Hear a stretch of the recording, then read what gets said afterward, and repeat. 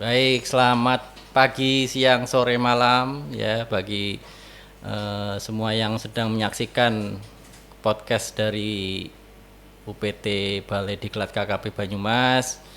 Balai Diklat KKP Banyumas hari ini kedatangan tamu yang istimewa. Jadi kita bisa mengulas, bertanya lebih jauh gitu ya terkait dengan apapun terkait dengan kediklatan. Dan kali ini kita kedatangan tamu Bapak Sopyan Ahmad Sopyan ya. Selamat datang Pak Sopyan. Ya, selamat pagi Mas Tio. Ya, apa kabar Ya, hari ini ya? alhamdulillah sehat. Jadi Pak Sopyan ini adalah Widyauswara ahli muda di Pusat Pendidikan Pelatihan Kependudukan dan Keluarga Berencana BKKBN Pusat gitu ya.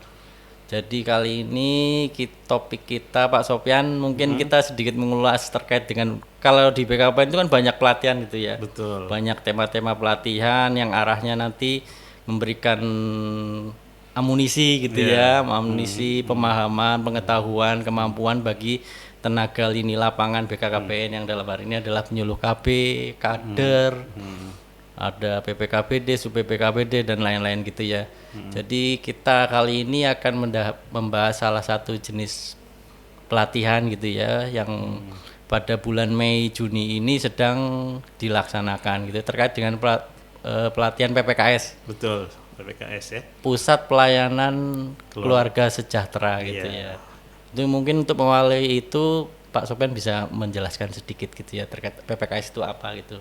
Silakan Pak Sopyan. Ya, Bapak sekalian pemirsa yang dimanapun berada, betul sekali. Jadi hari ini Pusdikat Kependudukan dan Keluarga Berencana sedang ongoing atau sedang pelaksanaan pelatihan PPKS. Nah, mungkin Bapak Ibu semua sudah pernah mendengar istilah PPKS ya. Kalau secara singkatan kepanjangannya Pusat Pelayanan Keluarga Sejahtera. Nah, itu waktu didengungkan pertama kali kebijakan ini ditelurkan kurang lebih tahun 2012 yang lalu. Terus berlanjut 2014 dan sampai saat ini sudah berjalan. Dan ini BKKBN akan menguatkan kembali ya dalam rangka berkontribusi juga untuk penurunan stunting yang ada di beberapa daerah. Ini PPKS sangat penting, sangat strategis ya. Kegiatan ini merupakan bentuk konsultasi, konseling bagi keluarga-keluarga yang ada di masyarakat. Nanti bisa datang ke PPKS apabila ditemukan beberapa masalah di dalam keluarganya. Jadi sangat berperan sekali untuk PPKS ini, gitu Mas Tio. Oh gitu ya. Jadi nanti kalau yang diberikan pelatihan berarti lebih ke siapanya nih Pak Sopyan kalau PPKS ini? Target peserta pelatihan kita ada dua, jadi ada yang TOT dan ada juga nanti untuk peserta pelatihan yang ada di provinsi ya. Untuk TOT ini ada beberapa sasaran baik dari perwakilan BKKBN provinsi, PDKB dan pengelola PPKS itu sendiri ya. Ada yang di provinsi itu kita rekrut menjadi peserta pelatihan TOT. Dan ini sudah berlangsung khususnya di Banyumas ini. Dan alhamdulillah sudah berjalan ya, baik dari segi pelaksanaan waktu daring dan luring. Sekarang sudah saat pelatihannya luring. Dan ini mekanismenya ada pelatihan blended learning. Ini sangat baru sekali di BKKBN untuk pelatihan blended learning. Dan ini sudah diterapkan pertama kali untuk pelatihan PPKS. Dan ini alhamdulillah pelaksanaan di Banyumas ini berjalan bagus, lancar ya. Dan pesertanya pun antusias ya untuk pelatihan yang ada di Banyumas ini. Gitu ya. Jadi nanti Balai Diklat melatih para pelatih atau fasilitator gitu ya Pak Sopyan. Nanti betul. mereka akan turun ke wilayah masing-masing, ke Ya. kabupaten kota gitu ya. Mereka memberikan pelatihan kepada kader. Sasarannya kader berarti nanti nih Pak Sopyan di bawah. Betul, nanti ketika di provinsi bisa dari pengelola PPKS tingkat kecamatan ya dan para PKB atau para kader yang mengelola PPKS ya. Dan ini kita targetkan setelah selesai TOT kita akan laksanakan pelatihan yang langsung di provinsi. Yang target peserta pelatihan bisa tadi PKB, kader pengurus dari PPKS ya. Dan itu kita harapkan mereka nanti meningkat tuh pengetahuannya, keterampilannya dalam pengelolaan dan pelaksanaan PPKS ya. Ini sangat banyak materi-materi substansi yang dibahas di sini ya. Mulai dari nanti bagaimana konsultasi dan konseling balita dan anak ya, lalu remaja ya, keluarga lansia dan lansia itu sendiri. Bagaimana nanti konsultasi dan konseling pranikah ya. Lalu bagaimana mewujudkan keluarga harmonis ya. Bagaimana juga nanti misalkan ada peningkatan pendapatan keluarga aseptor. Nah, ini materi-materi ini kita harapkan bisa menjadi ladang masyarakat untuk memberikan pemahaman lebih jauh apabila mereka ingin lebih tahu tentang program dan juga apabila di masa masyarakat itu ada masalah atau kendala yang mereka hadapi di keluarga, sehingga nanti PPKS-nya teman curhatnya nih, teman curhat, teman untuk berbagi. Setiap keluarga Indonesia bisa datang ke PPKS, gitu, ya. Oke, jadi PPKS ini nanti apa? Jadi pusat rujukan atau gimana Pak Sopyan? Jadi nanti mereka yang sudah dilatih di tingkat kabupaten ini jadi semacam konselor gitu ya mungkin ya. Bisa jadi konselor. Mungkin bisa betul. dijelaskan itu Pak Sopyan. Nantinya itu PPKS apa ya?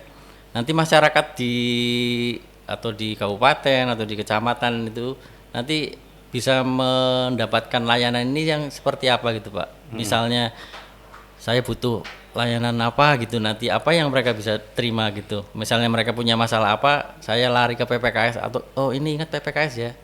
Itu biasanya apa ya nanti? Ya, betul sekali. Jadi memang ada 8 pelayanan yang umumnya dilaksanakan ya di PPKS. Mulai dari pelayanan data dan informasi. Jadi kalau masyarakat butuh misalkan data tentang jumlah penduduk di satu wilayah A, ya, bisa kecamatan A, nah itu bisa datang ke PPKS. Nanti di situ ada data dan informasi Bangga Kencana. Itu ada seputar jumlah penduduk ya, terus kategori laki-laki berapa, perempuan berapa, itu ada di PPKS juga. Nah, ketika sudah itu dilakukan, maka bisa juga yang tadi, mulai dari permasalahan keluarga, mulai dari balita sampai lansia.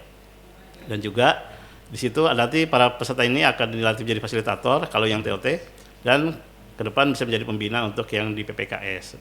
Nah, ke depannya pelatihan yang di provinsi ya, nanti diharapkan pelaksanaan PPKS ini bisa menjadi konselor ya, konsultan.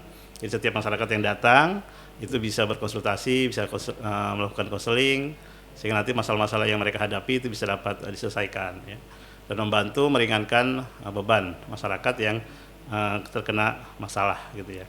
Jadi BKKB ini sangat peduli ya dengan permasalahan keluarga, mulai dari keluarga terkecil ya di masyarakat sampai yang besar ya yang ada di masyarakat.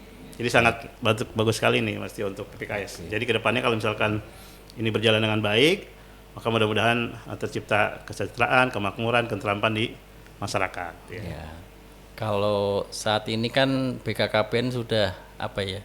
Mungkin di tingkat kecamatan sudah ada balai-balai keluarga berencana gitu ya kan ya, Balai sudah. penyuluhan. Apakah nantinya PPKS itu akan didirikan di situ atau seperti apa? Kalau yang saya tahu ini kan PPKS selama ini masih ada di tingkat provinsi kalau nggak salah ya Pak Sopyan ya. Ya, ada juga di provinsi. Mungkin arahnya nanti ke situ ya Pak Sopyan. Berarti kita semakin jauh ke bawah, semakin ke lini lapangan paling bawah, sehingga bisa dirasakan masyarakat gitu mungkin ya Pak. Betul. Jadi memang sekarang ini saat ini sebenarnya sudah ada ya. Provinsi juga sudah membentuk, kabupaten kota sudah membentuk, dan setiap kecamatan di balai penyuluhan yang dikoordinir oleh penyuluh KB itu sudah ada. Jadi nanti peserta bisa datang ke balai penyuluhan yang tempat penyuluh KB bekerja. Nah, di situ ada pelayanan PPKS ya. Nah, di situ masyarakat bisa melakukan pelayanan dari jenis pelayanan yang tadi 8 pelayanan yang ada di PPKS. Jadi silakan datang ke PPKS, manfaatkan, dan kalau misalkan ada hal-hal yang bisa diselesaikan di situ, kita selesaikan di PPKS. Tapi kalau tidak, nanti kita bisa rujuk ke spesialis atau ke ahli ya. Jadi kita terus fasilitasi apabila di PPKS belum selesai pelayanannya. Gitu Mas Tio.